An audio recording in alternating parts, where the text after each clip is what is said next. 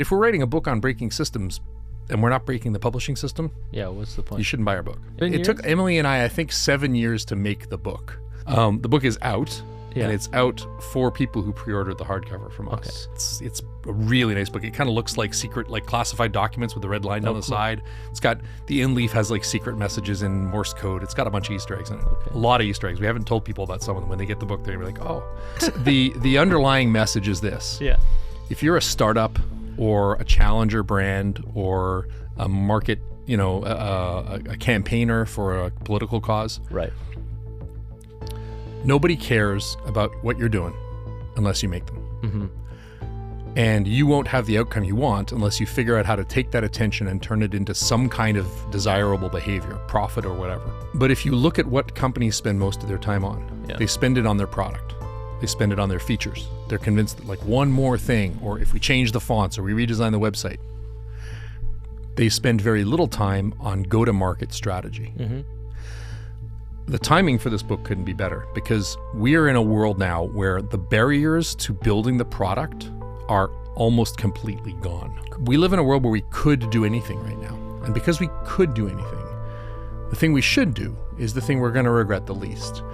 Figure out what you're going to do, like figure out what you're not willing to do. Yeah. And do what you're willing to do now while you still have money instead of waiting to the last minute when everybody's left and you have no funds left.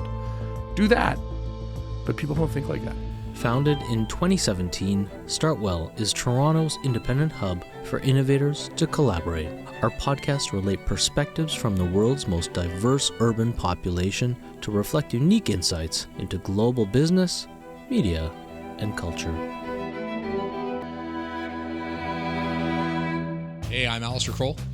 I'm in Toronto from the fantastic StartWell Studios on King Street, talking to Kasim and team about my new book, Just Evil Enough, a subversive marketing handbook for entrepreneurs and challenger brands. The biggest thing that I think people should take away from Just Evil Enough is that your startup or challenger brand must be a disagreement with the status quo. Otherwise, why are you doing it? If you can't explain what you disagree with about the way the world is and how every fiber of your go-to-market strategy embodies that disagreement, you don't have a go-to-market strategy. Welcome back to StartWell. Yeah, thank you. We first saw some StartWell years ago when we launched Scale Tech Conference, the sort of hybrid post-pandemic return to the real world. It was amazing. Honestly, that was it. Was that 22 or 23? 22, I think. Long time ago. Right? It's all in that It's all a blur, yeah. that weird time. Yeah, and that was actually, I got to do a video on that because that was a 4-year experiment, that building. Yeah. It was supposed to be a 3-year lease. Then we extended it by an extra year. And then the landlord sold the building recently. So we moved out of there and brought back a lot of the lessons in the main campus here. Right. A lot of it was to do with this, like, in the pandemic, we were talking about hybrid thing, right? Like virtual meets people in the room and how you mash them up and make it kind of synonymous. But now it's just status quo for like the way things happen. Absolutely. And because we're tech enabled here, every session that happens, we can stream or record it, right? Yeah. And so when we bring people into the room, because Judy forgot that like Barbara needs to be on a call, they're instantly transported into the room and they can see things they've never seen before in other rooms. And they're amazed. And like that hybrid reality now, we set a bar that's very high for it. Yeah. No, it's a beautiful space. We do a thing at Forward 50, which is all hybrid, where we were backstage with a gimbaled camera on the start of day 2 in the green room. Yeah. And then I walk out from the green room and say hello to people. And then the thousands of people that are watching virtually at home can literally see me walk into the audience. The audience says hello to them. Meanwhile, on the screen, the people at home are like texting messages to the people in the room. And then we bring the gimbal around to the main camera and I walk up on stage and we transition. Right. And it looks seamless. And people are like, whoa, I just got a tour. And it really makes people feel like they're not just on another webinar. That's so important. No, it's like a comedy show. Yeah. That's like the comedy special, like Eddie Murphy's walking on stage. Right? Exactly, yeah. I love it. I think that's the thing. It's part of like, I'll take this over to your book in a second because I think we should talk about your book. But the idea, I'm big on this word. Like, it sounds stupid to make it a thing, but experiences. Oh yeah. And like, I'm now hearing it from our clientele that like, as of last year into this year, people are starting to actually not be afraid of trying to figure out what an experience entails before they plan something, if it's an event or a meeting or gathering of some kind. But essentially, if nothing else, the definition for most people is that they want to have a lasting impression Yeah. from that engagement that they're trying to put together. Well, everybody talks about like the jobs to be done model.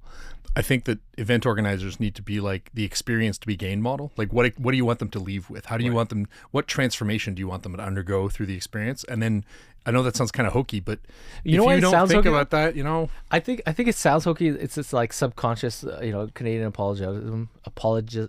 Is that even a word? Apologetism? yeah, probably. Canadianism? We apologize for everything, people, for all of you audience outside of this country. But I think part of it is this thing that we don't own things enough, right? Yeah. And I think the responsibility feels burdensome for people that haven't been prepared, scholastically for producing events. Yeah. And we're in a world now, of course, where I think any engagement or experiences themselves are marketing, right? This is something that Phil Tellier really taught me, the founder of Startup Fest, which you know well. Yeah, of course. Every year he starts out, he's like, what's the experience we're trying to deliver, right? It's not what are the lessons we're teaching. It's not who are the speakers. He wants me to write a manifesto. This year's manifesto is Ambition Plus. And the whole idea is like every founder has ambition, but what you need is the plus, the funding, the team, the path, the vision, all that other stuff, right? To turn ambition into an outcome. And he really focuses on like, what's the experience? His wife, Nat, is an amazing designer. So like he's looking at this theme this year where you're scaling mountains and we're your quartermaster, but he's all about that experience because then you start to take people on this kind of journey when they show up and it really makes a difference for if it's throughout your branding, then you're setting people up for what they're going to experience. So it's in July this summer and it's going to be awesome because he's got this vision for it, It always is. And I think that event particularly is a great example of that memorable experience that everyone has. It's going to be a mixture of subjective and objective, right? Like everyone shares the space together, and there are maybe talks that are poignant that year, but otherwise everyone has their own Montreal story thanks to that particular festival. And if anyone is in startup land listening, watching this, and you've never heard of the International Startup Festival in Montreal, definitely go. That's a good line. We should use that. What's your Montreal story? Yeah. Honestly, it's like Tourism Montreal should be underwriting the whole thing. If for sure, don't. That'd be great. Okay, so this book, I'm sitting with this workbook that is not commercially available.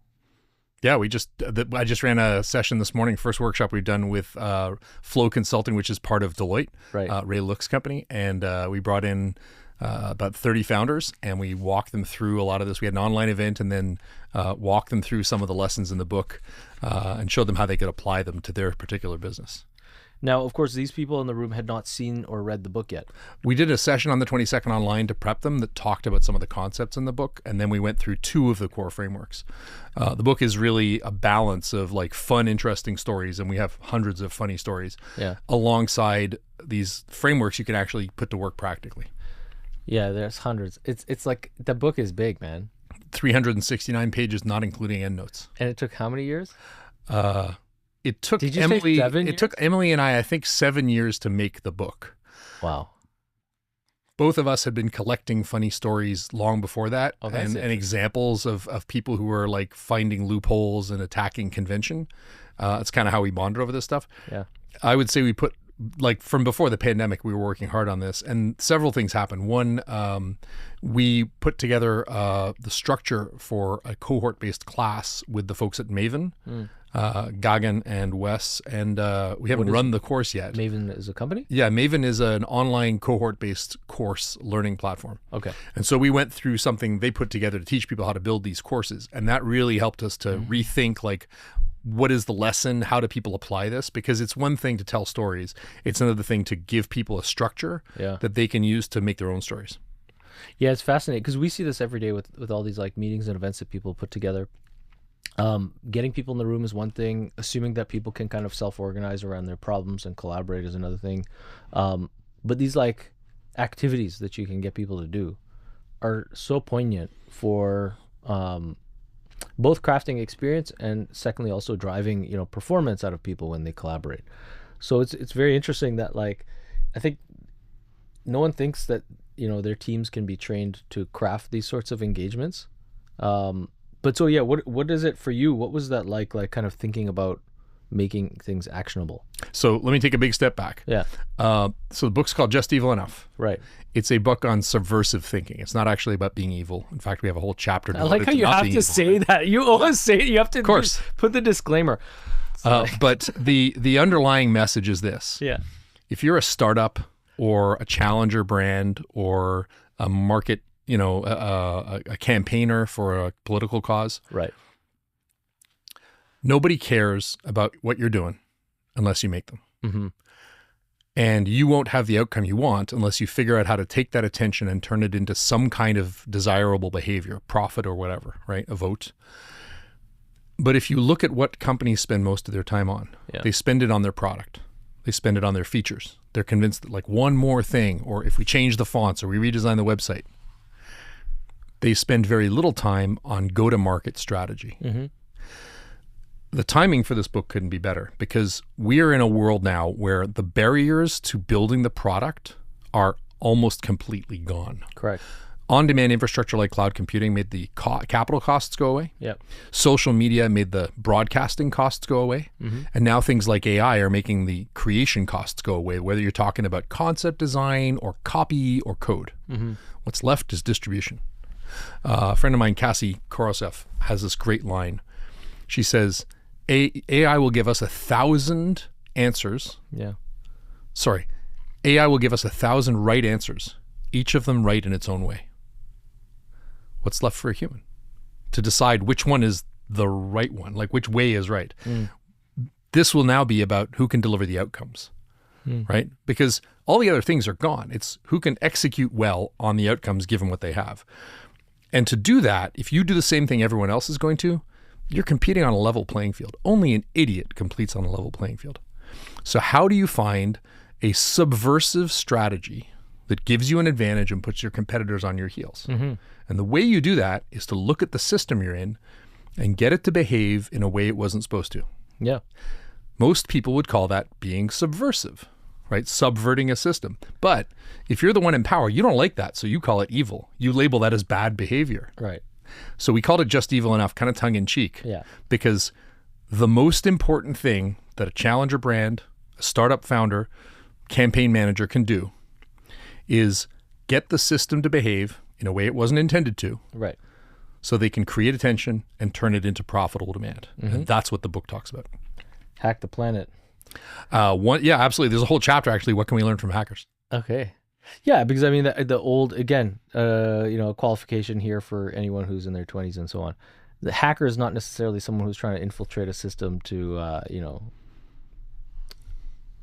for personal gain or otherwise to ruin it and cause mischief, but instead someone who's trying to kind of come up with a solution, let's say, with limited resources. So the federal government's definition of hacking in Canada, Yeah. I'm not going to quote it We have a exactly. federal government? Oh, we have one. We don't have a prime minister, but we have a federal government. We have a definition of this, yeah. There's a big difference between the government and the population and the politicians. I've been running this digital government conference called Forward 50. It's the world's biggest conference on this stuff. Most people don't understand the difference between a politician and a public servant. I know. And it's astonishing because we conflate the two at our risk because there are public servants who almost every single one I've met wants to do the right thing. They're just stuck. Canada, across the board, what is that? That's like 500 million people are employed by all levels of government. Like 500 million would be a lot considering there's only 300 million Canadians. 500,000. Maybe 500,000. It's a lot, about 500. Sorry, it's a very big employer. 500,000. 500 million would be a We've outsourced our government and to India. and America and Mexico and but math-wise, yeah. So a hack is getting a system to behave in a way its creator did not intend. Yeah. When you apply that to computers, you're getting a computer system to do that. But one of my favorite hacks is when I'm stuck in a hotel room working for a long time, I use the ironing board as a table because hotel desks are awful. Mm-hmm. But if you use an ironing board, you can adjust it to the right height as a standing desk or sitting ergonomically. Your back won't get thrown out. A friend of mine talks about using the coat hangers, the clips on them to hold the curtains together. Right. Coat hanger designers didn't intend them to be blackout curtains. Ironing board designers didn't intend them to be ergonomic desks. Right. Those are hacks. Yeah. So that the hack is simply a thing that is being used in a way it wasn't intended. Oh yeah, in Kenya we call this jua kali. In Swahili, jua kali means hot sun. Jua is sun and kali is hot or fierce. Right. And it's basically the label for the informal sector that typically would be, in anything from electricians to, plumbers to, woodworking people. Why is it called hot sun? Well, because the informal sector typically works, on the side of the road so they can attract customers very easily, and they flag them down. Hey, we're building this thing. Look, we're making a sofa. Do you want a sofa? You see it? We'll build it right here. It's best. Come. That's amazing. Yeah. But yeah, the idea of kind of taking the tools that you have and making something work. And part of it is getting the system you're in to behave in a way that wasn't intended. But for that, you need to see the system. Yeah. So one of my favorite examples, there's a woman named Elizabeth Sweeney. Yeah. She decided she wanted to compete in the Olympics. So in 2018, she skied in the women's freestyle halfpipe. Okay. So there's 3 requirements for being in the Olympics. Number 1, you got to come in the top 30 of at least one World Cup event. Mm-hmm. Number 2, each country can only send 4 people. Number 3, there's a total of 24 competitors. So number 1, she went and found events, because women's freestyle halfpipe wasn't that popular. She went and found events with less than 30 competitors. All she had to do was finish without falling over, and she was in the top 30 of a World Cup event. Check. Number 2, only 4 candidates per country. America dominates women's halfpipe freestyle. She was Hungarian, so she entered with Hungary. Check. Number 3, 24 candidates maximum. There were only 18 people that entered. You can watch the video of Elizabeth Sweeney skiing halfpipe, and she literally goes down and just goes back and forth. She doesn't do a trick. She doesn't do anything. Just to do it. Just to say she skied in the Olympics. That's fascinating. That's a hack. When was that? 2018 Winter Olympics. You can go look for the video. Elizabeth Sweeney. People were furious. Honestly, she looked at a system. She figured out how to get it to behave in a way that wasn't intended. Yeah. For her benefit. Was there anything wrong about that? You can argue that. But that's how the greatest startups and brands win. Yeah, and we've been seeing this, of course, time and time again in the last 2 decades in very obvious examples, right? I mean, Dan Park was here the other day, a few months ago, so our audience may remember that episode where he was talking about the beginnings of Uber Eats. And it was like, they even subverted their own corporate culture in a way to like create Uber Eats by sending, pho in their spare cars around the city to see if anyone wanted it. Uber's original go-to-market strategy was a hack. So if you remember, Uber, when it started out, I'm going to give people a little ASMR for the podcast. Yeah. This will refresh my beverage. There, sparkling. I'll have some of that. Sure. So when Uber started out, they didn't have car drivers. They had limo drivers, right? There was a black car rental when Uber started. Everyone's forgotten, but you could only get black cars. Yeah. So the difference between a taxi and a limousine is that a taxi is legally allowed to pick you up anywhere and tell you what the cost of the ride was at the end, because that is a meter. Mm-hmm. A limo, you need to tell the driver who you are, where you're being picked up, where you're being delivered, and agree on a fare before you get in the car.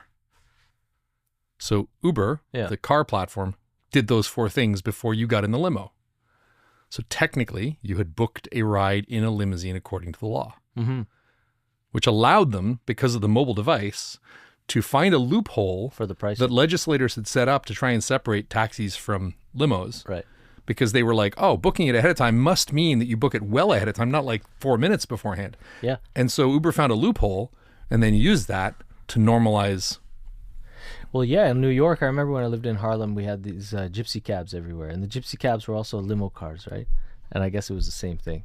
Yeah, if you have a limo license, they're technically not allowed for you to hop in and drive you somewhere, but who cares if you do that on the other side of the door on your phone and then get in, right? Yeah. So every great startup has something in its history that it did. I won't say everything, but most of them, where they found a way to get the system to behave in a manner that wasn't intended. And I think that we've forgotten that. And as Canadians especially, that we're now going to have to stand on our own economic 2 feet. Excuse me, I'm a huge fan of Shopify and the work they've done. In fact, we launched the book on Shopify. Yep. It's got a proper publisher. It's been edited. It's been copywritten and all that kind of stuff. It's a real book, ladies. It's a real book, but we did some special stuff so we could sell it direct from the author to the audience. And we use Shopify for that. I'm a huge fan of what Shopify is doing, because Amazon was a way to sell products to people. Yeah. But Shopify is a way to sell things that a creator has made to their audience and maintain that connection. Well, I look at it even more basic. I think of Shopify simply as like a transaction platform, and then the nature of that transaction, or the meat around it, you can build your own solution, right? But Shopify maintains and actually enhances the connection between the creator and the audience. Yeah. Whereas Amazon or traditional retail severs it on purpose. Right. Absolutely. I mean, back in the old days in a retail shop, you want to go to the shop. You need to go to the shop to buy the book, right? Right. And, But even then, you didn't know who the buyer was. Like as an author, as even an a bookseller, author, I have no idea totally- who it is. Yeah. Today, I think we expect, I'm buying something from a creator. I want access to that person. I want additional content from them. Right. So people who've pre-ordered our hardcover copy, and they can still pre-order the thing directly from us. We have a certain part of the inventory that was diverted to us.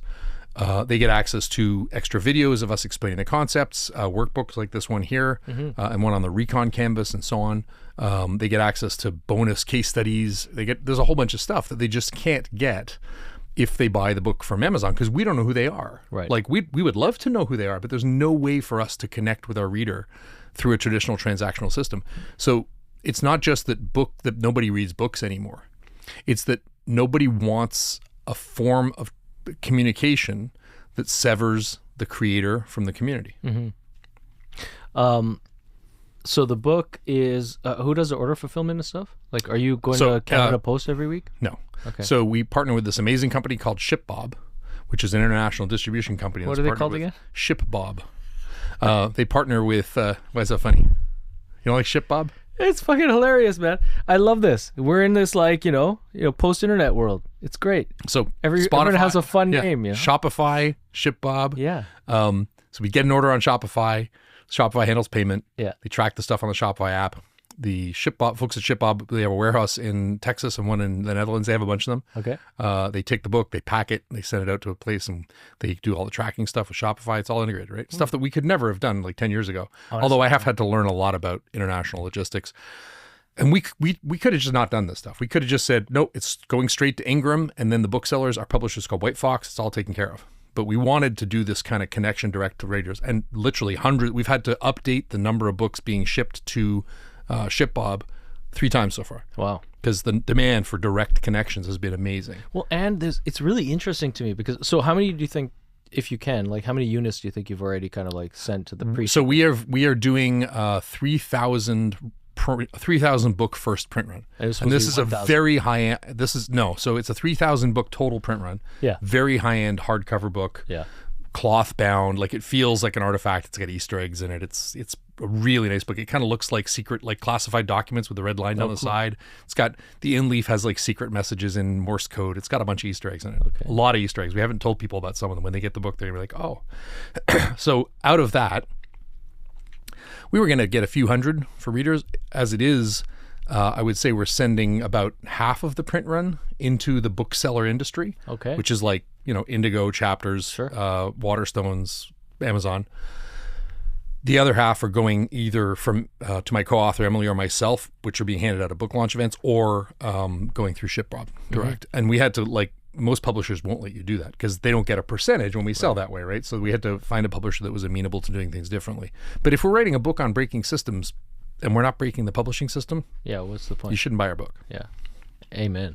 And so on that note, traditional books, of course, you write a book, you do a circuit to promote it, and the goal is as many copies as you can, so you get a big check. What were some of the drivers around this? Not just, aside from developing a relationship with readers, what are some of the ways that you guys are approaching kind of distribution differently, especially with a limited run like this? I mean, that's the first run. Yeah, okay. Once that run is done, we may make so another thing we did is we retained all the intellectual property rights to the book. Okay. We've got a story about Taylor Swift and her masters and publishing rights. We wanted to be able to control that.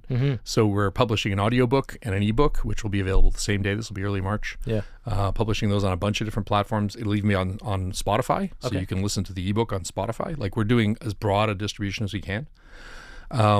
And that's partly because we just think this is a really important idea that needs to get out there. There are so many founders wasting their time because of sameness. And I believe that if you have a startup and your startup must be a disagreement with the status quo. If you can't tell me how you disagree, it's not interesting. So I started as a product manager out of school at a company called Icon Technology in Montreal. That was a mainframe to PC communications company as a product manager. And I went down to San Diego, worked for a company called Primary Access that got bought by 3Com. 3Com is the company that invented Ethernet. Right. Maybe you've heard of that. Right. And worked as a product manager there. And then I started a company called Network Shop with my friend Eric Packman. We turned that into a company called Coradiant. And Coradiant was it closed in 2001, the largest Series A in Canadian history. We closed a US $20 million Series A. for a managed service provider. We were competing with LoudCloud and SiteSmith and companies like that. We pivoted that into a company that made a very deep web performance management appliance called TrueSite.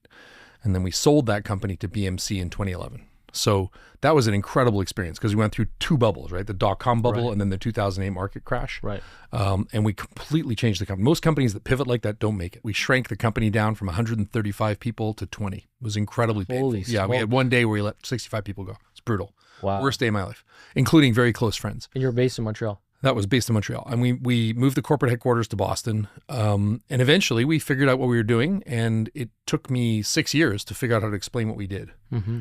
Once I learned how to explain what we did in a sentence, Fidelity, LinkedIn, Salesforce, they all bought our biggest box in a quarter. Like once I knew how to say what we were doing. Yeah. So we were selling to IT operations and all this. And what our product did was showed you what actual user experience was like on the website, like from actual users. No invasiveness, just plug in a cable and we'll show you what people are experiencing, where they go, where they get stuck, what pages take too long to load, what gets errors for every user. Right. So what I said to people was, oh, you have web analytics. Analytics shows you what people did. We show you if they could do it. Mm-hmm. That's all I had to say. People were like, oh yeah, I need that. But it took me 6 years to learn how to say What that. year was this you said? 2011? 2006 is, 2005 is when we really figured out how to say it.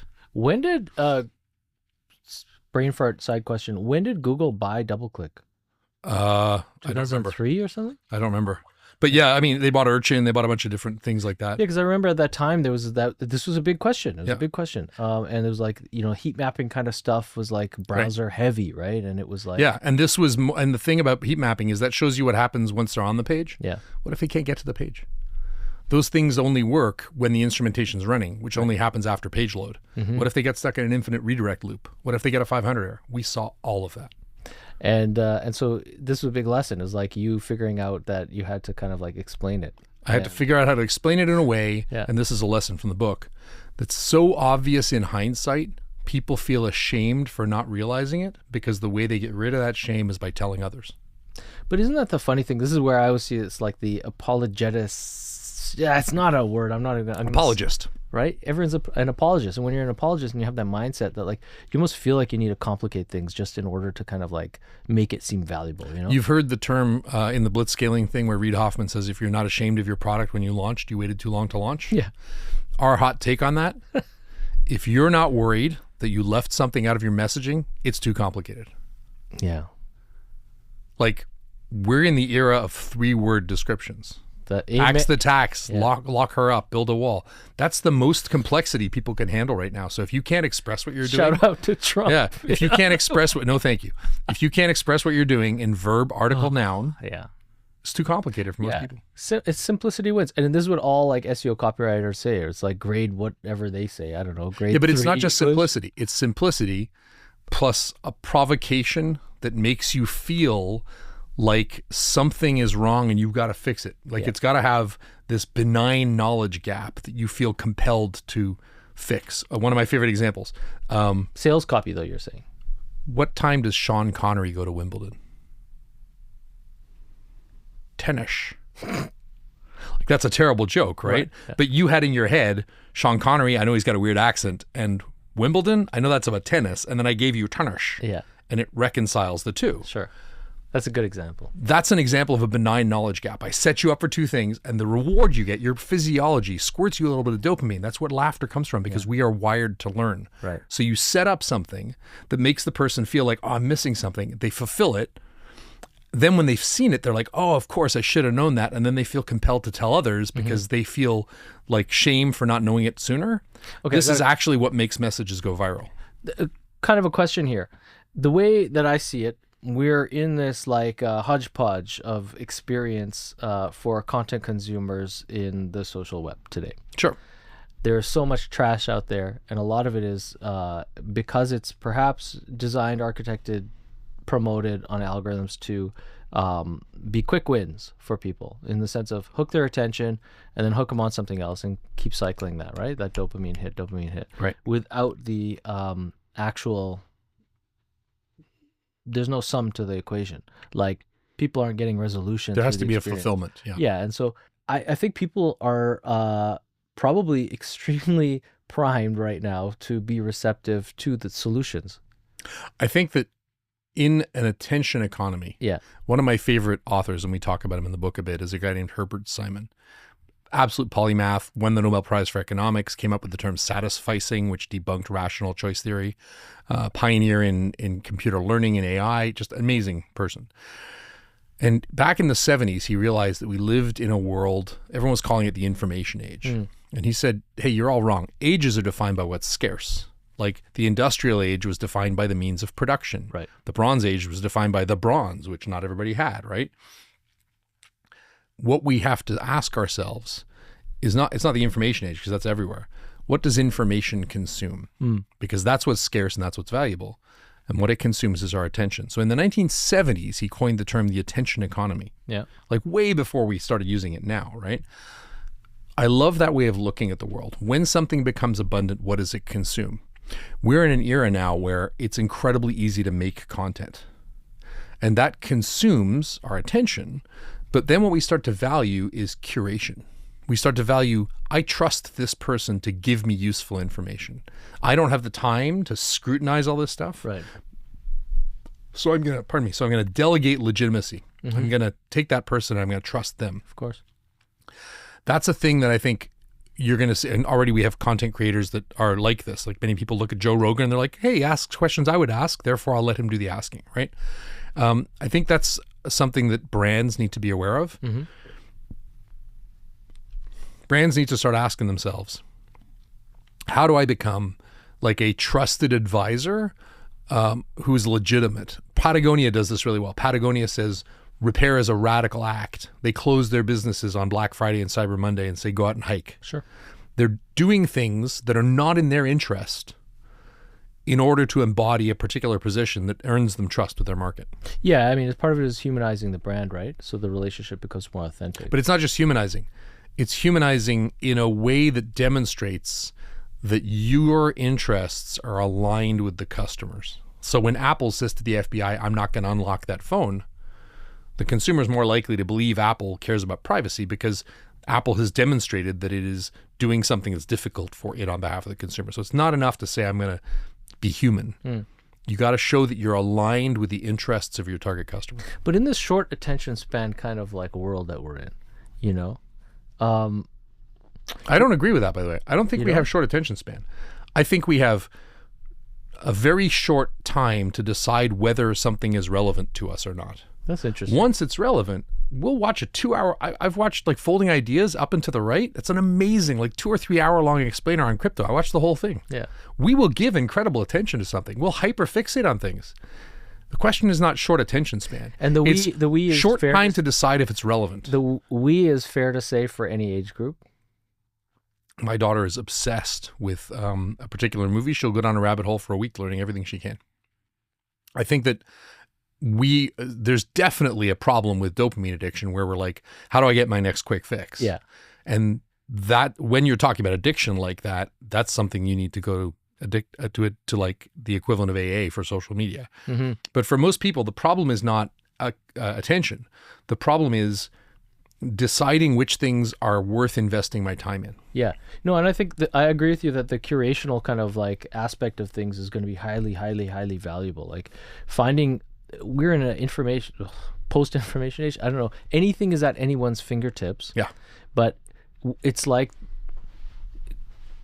search anxiety redux, right? Like when we were faced for the first time ever with like, you know, we've moved on from the web rings and all these different kind of curated pathways through information in the early internet or early web to the search box.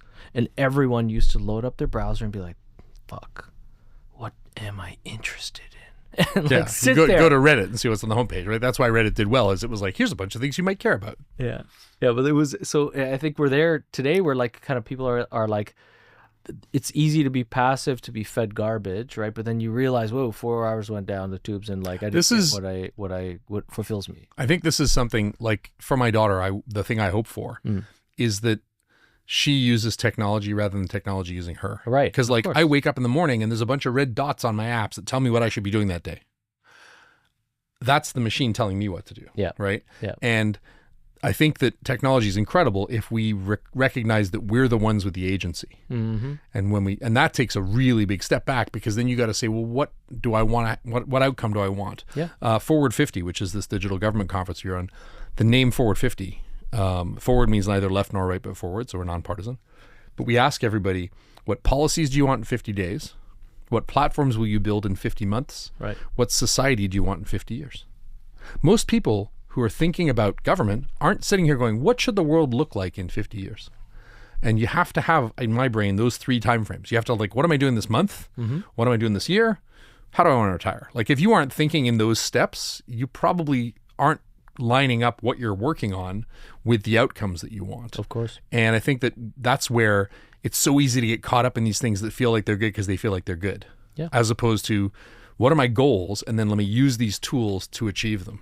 This comes back to this kind of idea of being able to conceive of value for the development process of a company. Early stage ventures being formed with a mindset of longevity baked in and financial scalability through sustainable economics. So I think there's a big change happening right now in markets and the startup world. It's going to hit the startup world like a ton of rocks. In some ways, the VC industry is like Wile E. Coyote. It's run off the cliff, but it hasn't realized it yet. Yeah, like LP money sourced from the bear market. So here's the thing. Going through a correction. Think about Hollywood. Hollywood is predicated on a world where 1 in 1,000 scripts is a successful movie. Right. So you get 1,000 scripts, which leads to 100 storyboards, which leads to 10 casting calls, which leads to 1 shot, and that movie makes it. Yeah. Right. Because the risk is the cost of that 1 shot with the actor at sunset. You're never going to get that again. That's sort of like the model we used to have with disposable film cameras. You'd take your camera and take 24 pictures and send it in, and a week later you'd know if you had your thumb in front of the lens or if Uncle Bob was blinking, right? Yeah. Now we take 100 pictures. Pictures are so cheap. We use them to take a photo of the Wi-Fi password or the menu and send it to a friend. Right. And so the film industry, which was predicated on this shot is the risky part, that's the Hollywood model. Top down, high risk, which is why we have the Marvel Cinematic Universe. It's why we have every single, 9 out of the 10 movies that did well last year were sequels or parts of a universe. Yeah. Wicked was a movie based on a musical, based on a book, based on another movie, based on a musical, based on another book, right?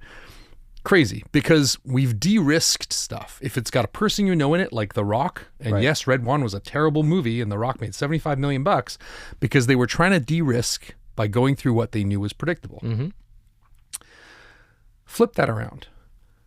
You can take your own video camera, which is a phone, and you can shoot an entire movie with a good script that you can write yourself or with ChatGPT, and you can put it on Vimeo and you can charge $5. In fact, there is a short animation called Me by Don Hertzfeld. He's an amazing animator. If you haven't seen Billy's Balloon, it's one of the funniest things you've ever seen. He made this movie for Arcade Fire. It was going to be a video for their album We. We was not released because of a bunch of issues with band members. They gave him the footage but no music. He reshot it with new music.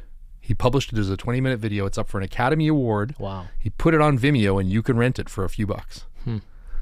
He made this movie. You can rent it for a few bucks. It's an Oscar. Right. That's a bottoms-up thing. It's popular because Hertzfeld has a big following, has a community, right? At the same time that the Writers Guild and the Actors Guild were on strike, Mr. Beast was producing stuff that 75 million people were watching. Right. Neebs, which is a gaming group that my partner loves, are making in-game stories within Subnautica or Ark or, basically within games. They're telling stories with different camera angles and stuff. They're hilarious, right? Millions of followers and viewers. Yeah. We are at a transition point where you no longer need a blockbuster that 1 million people go to watch. If you're a musician and you have 1,000 fans who like your stuff enough to pay you $10 a month, you've got a career. And so the future, when people say, oh, AI is going to take everything away because look how easy it is to make a movie. The future is millions of people targeting micro niches that are much more specialized. So instead of a Marvel Cinematic Universe blockbuster, it's like cozy cat horror movies that Sure. 1,000 people want, and I'm okay with that. Right. Economic distribution and the collapse of these like monopolistic kind of models that have. And so because you don't need that scale, think about the cost of building a startup just went down by 10 to 100 times because of AI Yeah. and cloud computing and social media. Yeah. You don't need investment capital, which is predicated on the idea that 1 out of 100 wins. Right. And you no longer have a dominant market leader. Instead of one CRM, you'll have a CRM for single owner yoga studios that offer massage, like something very niche, and that'll be the best CRM for that group. Mm-hmm. When you go from a few large market segments with outsized returns for investors to many, many small segments that are lifestyle businesses for a creator and 1,000 customers, Right. the venture industry does not look the same at all. Oh yeah, for sure.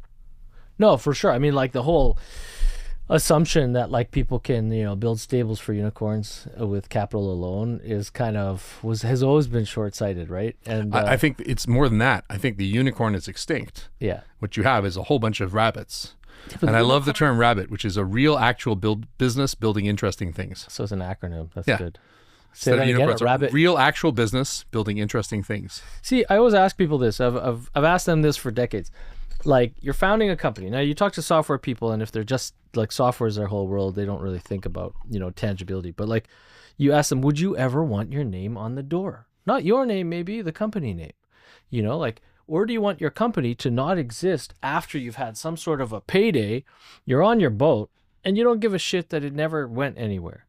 And it didn't need to go anywhere to like fulfill your ego, but just the satisfaction that you actually built something that people can recognize as valuable. Yeah, that they actually find useful. Did you? There's a in the latest edition of Lean Analytics. Okay. So Lean Analytics, Ben Yoskovitz and I wrote before, Just Evil Enough. Right. Did really well, way better than we expected. It sold 100,000 copies in China, and the publisher reissued a new edition, and they asked me to write a foreword. And I wrote this foreword about like what is the right metric. They asked me some questions. And I said, the best metric for your life is unregretted minutes. How many minutes of your life do you not regret? Yeah. Right? And I think that there has to be a sense of, we live in a world where we could do anything right now. And because we could do anything, the thing we should do is the thing we're going to regret the least.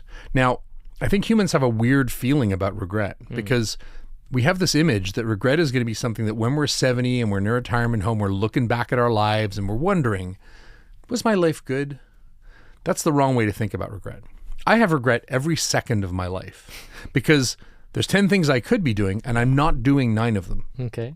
And I have to hack my own brain. Like I suffer from crazy strong ADHD. I have to hack my own brain to go, this right now is the thing I want to be doing. Yeah. To be invested in the moment and Right. fulfilled in the path that you've taken a decision to go down. Right. Because otherwise I'm constantly going to be thinking, why aren't I doing the other 9 things? Yeah. And so I think that regret is not something we tally up at the end of the day. Regret is the thing that robs us from what's good about what we're doing right now.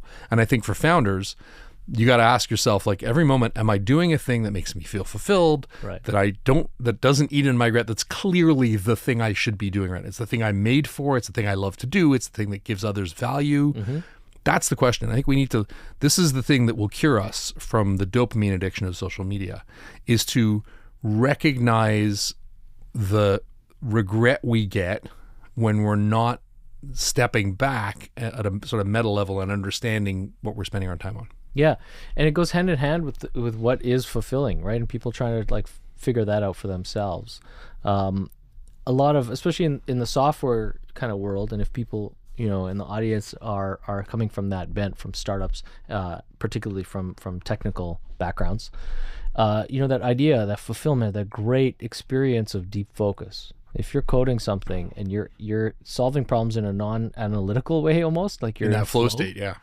That's everything. That's gorgeous. That's what you want, right? Yeah. You're not making decisions in that kind of like frontal lobe, oh fuck way. And when you see teams working in that capacity in different types of responsibilities, not just facing screens, and a company sings like that. I've definitely seen founders that felt that kind of euphoric vibe where like everything was good. Everything was good. And it was a few years. And it was so good that they forgot that it was valuable. And they took it for granted and they sold the company. They bought the house, then they bought the house in Umbria, whatever else they needed to buy. They bought their third wife. And then deep regret, the life-ending regret and uselessness, a feeling of overwhelming purposefulness.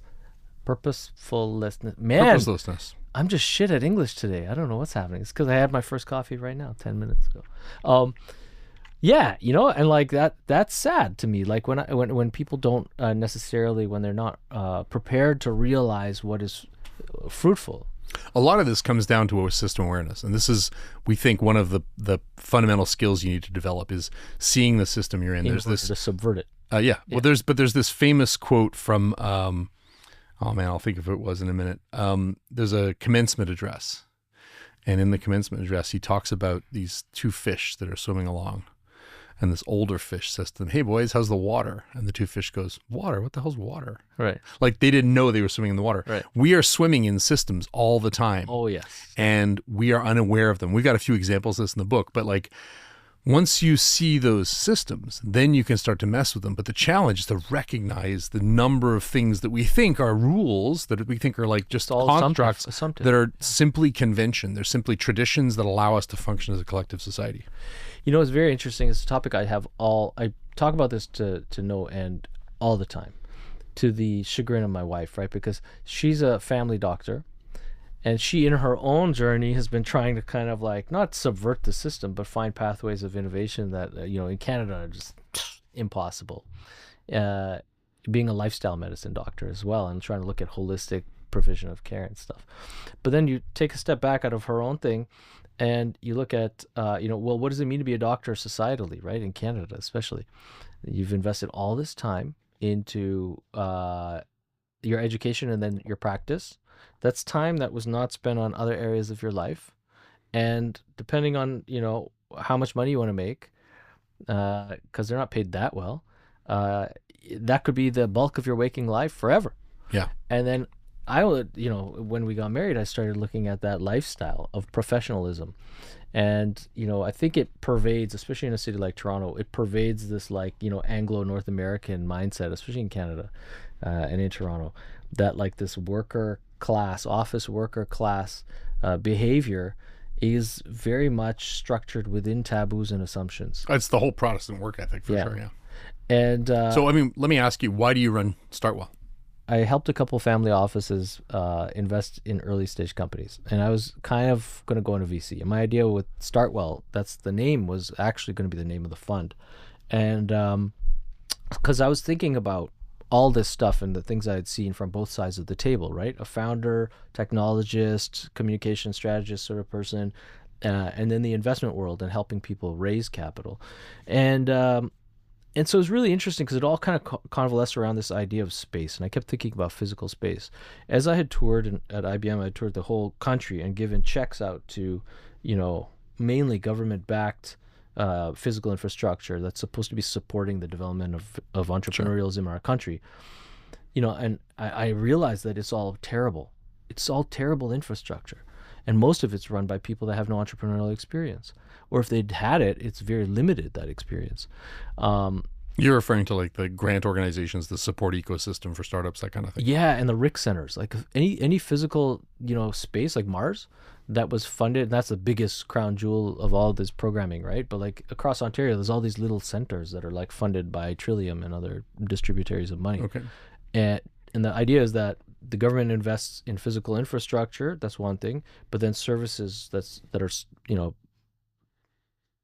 what would you call it? Post-secondary education for these people, so that entrepreneurs can develop skills and network and all this stuff. Great idea, like such a good idea, but so poorly executed. And so for me, I was like, okay, I'm going to do a private sector version of this.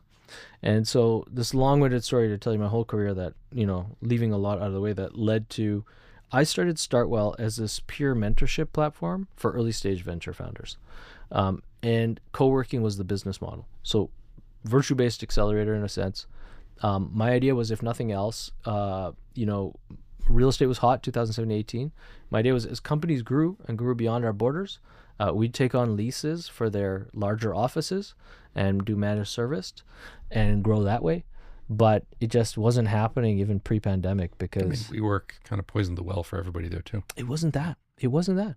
That's the funny thing. There was a, not to be overly critical, but I think all of those teams that I helped support, and a lot of them did go on to cool things, and I supported them in many ways. A lot of them were first-time founders, second-time founders maybe, but they were playing a different game, and they were not company builders. You travel the world and you meet people like, you're talking about like the value of the explosive ideas and how people want to kind of like affect change through business.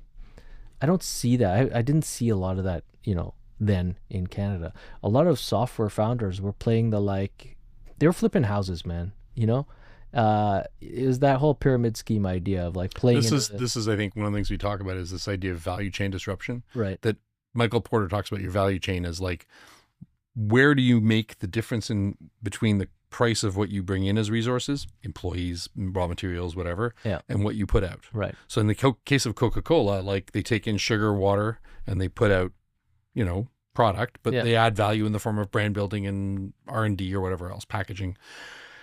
What are the value adds that you put in? And Michael Porter says you make this value chain, which is like the things that you do to add value. Right. And then you either reduce cost or you differentiate within those boxes. Right. The people who genuinely add value, what we call value chain disruption, are either merging two steps, separating two steps, reordering two steps, or reassigning two steps. Right. So like if you're IKEA, you are reassigning the assembly of the furniture to the customer. Yeah. Right? Yeah. And once you've done that, there are a bunch of other consequences, like payment happens before delivery. Right. Which never used to happen in furniture. Before, you'd get the furniture delivered. Like you'd go and agree on the furniture, they'd make it, they deliver it to you, you'd pay. Mm-hmm. That's value chain disruption, and it changes the way that a segment of the target market thinks about value creation. For sure. We don't spend enough time saying, like, I'll give you another example. It was a company called 1-800-Mattress in New York. It was the dominant mattress retailer in New York for a long time. Yeah. They merged the sale of the mattress with the mattress disposal step. We will dispose of your old mattress. Bring in a new one. Obvious, right? Easy. Okay. But all of a sudden, if you live in an urban area, you're like, yeah, that was actually my problem, was get rid of the old mattress, Exactly. right? I don't care about the new one. I want to get rid of the old one. Totally changed what people saw as the value in the mattress business. Right. I think we've lost the ability to question the value chain and genuinely disrupt it in a way that causes the consumer or a segment of the market to perceive a different set of value. And I think for Canada to get on an economic footing, we're gonna have to stop apologizing and start questioning value chains and figuring out what about the new technologies we have, about new business models, about new expectations in society can call into question value chains. Yeah, and so this is what I've been doing for the last few years, right? So this place, I totally agree. And this place StartWell was founded with this like kind of optimistic perspective, right? We help these guys, they're going to help us kind of thing. So that's okay, it didn't work. But what I did see in 2018 and 19, right, just before the pandemic, was our customer mix started changing, where hand in hand with early stage companies, I saw a lot of large enterprises and teams within large enterprises looking for space to gather. And they wanted to be around the energy of innovation. That wasn't necessarily people knocking on my door, hey, can I have a meeting here because you just had like the CEO of Instacart talk on your stage. It was more like they booked a meeting because some EA found our place as a place to book a meeting online. We had already reduced the barriers to entry to using space compared to anything else. You can book a space at StartWell on our website. That's always been the case, even if you're not a member of co-working. So already going into the pandemic, I had seen a couple things. I'd seen the need for space in a short-term utilization way, but also that would be feature-laden, right? Like people want to come in, they want to plug in and get going. They don't want to figure out tools and like, do you have a video conferencing camera that we can borrow? So that was one thing. Make it easy for people to come together and collaborate. The next thing was this room. So this room was completely different in a way, but it was always here. It was a soundproof room with a USB mic on a table, and startups were expected to launch their own podcasts here. It turned into a hiring and firing room, which is the opposite of what I wanted culturally, because it's soundproof, right? And so in the you can watch yourself get fired from 5 different camera angles. Your Honor, we have footage of the moment. Yeah. So we didn't have cameras here before, but during the pandemic, in between let's call it 2020, when there was no staff and there were no customers here, but I was like intent on maintaining the property. I was here every day and I was thinking and working. And anyway, 2020, 21, 22, for the most part, I started thinking about this idea of, no one would use this room to create content. Going back to the problem, one of the Achilles heels of companies, early stage companies, is their lack of investment in brand, right?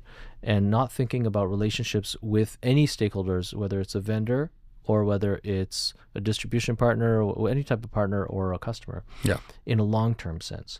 And they don't provide long-term value from the outset because of that. And so there's a natural mistrust that customers and other partners have with these ventures. Because I think also they don't see behind the scenes. We do a lot of behind the scenes stuff for events we're doing where we show people what we're doing. We're very transparent about for example, for Forward 50, we do like a survey of what topics do you care about, and then we use this and we go back to the call for proposals and say, here's what the audience wants to hear, please propose your talk, and then we let people vote on it. The more that you can make your go-to-market and your process transparent, the more people have a reason to believe you. Absolutely. And the humility of that position is not about letting people's guards down, but it kind of like giving them also, if they, like, for example, your customers, if they're at like big enterprises and they don't have latitude in their own position to be able to like express themselves and so on, but they can, through a business relationship, a B2B relationship, kind of find that outlet, then the relationship is even stronger between your company and that company because they'll become massive champions of you.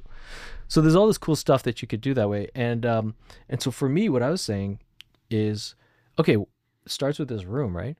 But like why people didn't use it to create content was not that they didn't have stuff to say on the mic or guests to bring in.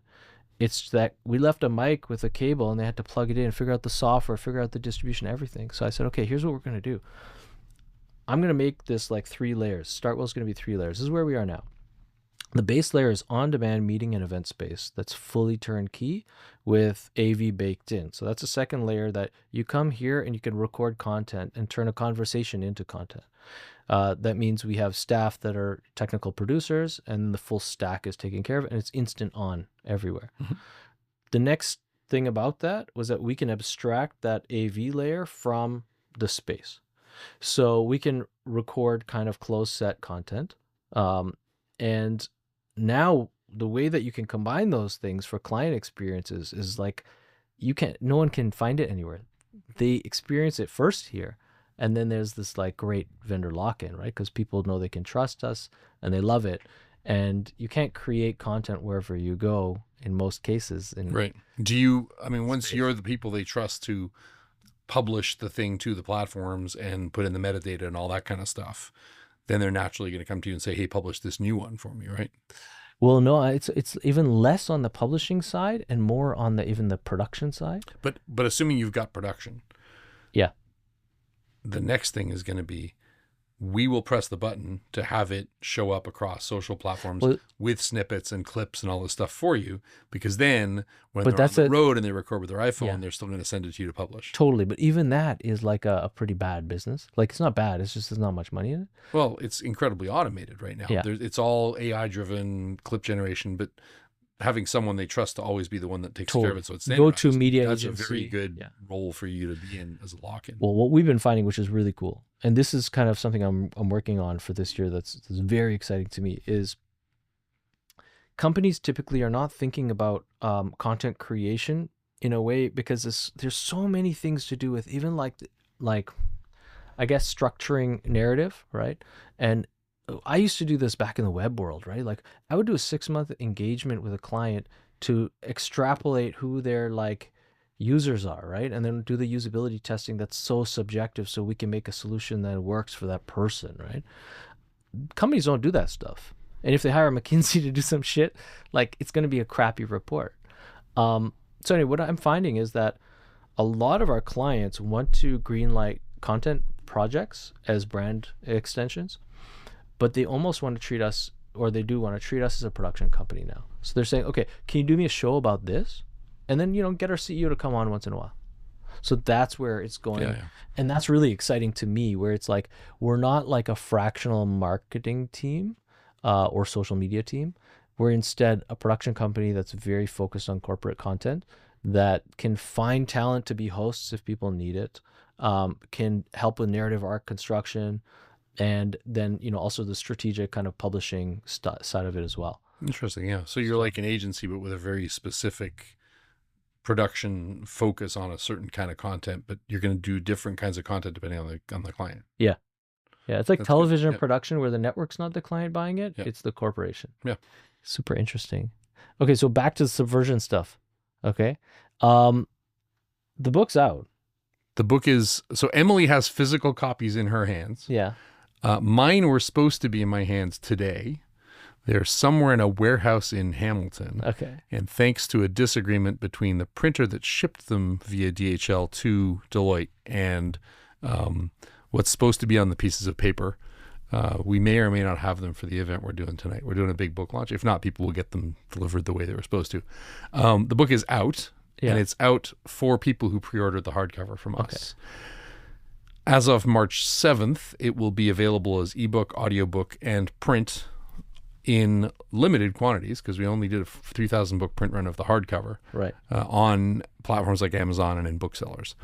Once that print run's done, we're going to decide whether we want to do another first edition hardcover or second edition hardcover, because they're gorgeous. Like, it feels really good. Yeah, I was hoping me too. Look at one. Trust me too. Soon. Or whether we do because it's also a really good airport read. Like, if you're looking for an airport book, something called Just Evil Enough, perfect, right? Right.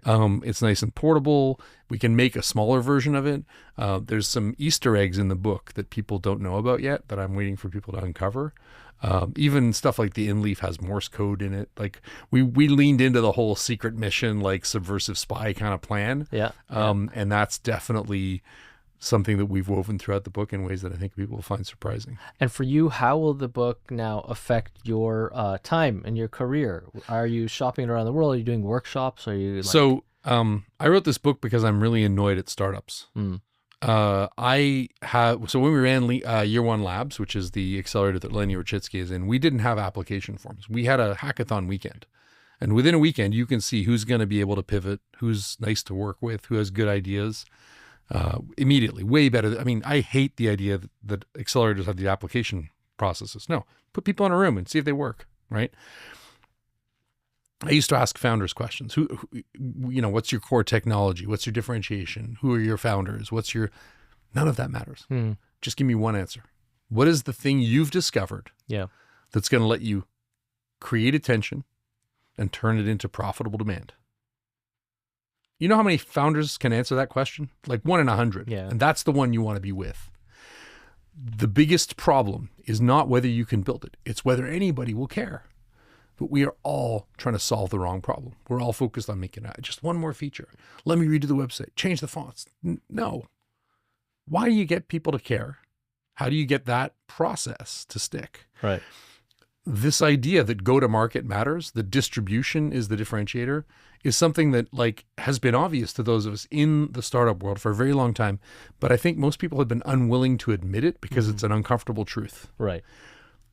It feels like in the last 2 years, everybody suddenly realized it, particularly with AI that can help people code things, with cheap go-to-market strategy stuff from platforms that are affordable, on demand, whatever. Everybody's trying to figure out, how do we stand out from the crowd? Do something. Yeah. Like, anytime someone looks at me and is like, oh man, that seems like too much, I couldn't do that. You're like, the alternative is nobody cares and your business goes away. Like, a lot of times, many of the case studies we looked at were things the founders did at the last minute when they were desperate. Right. Figure out what you're going to do. Figure out what you're not willing to do. Yeah. And do what you're willing to do now while you still have money, instead of waiting to the last minute when everybody's left and you have no funds left. Do that. But people don't think like that. There's a great example from the book. There's a woman named Dula Martins. In the 1300s, she was the wife of the city-state leader of this town called Monsau. Okay.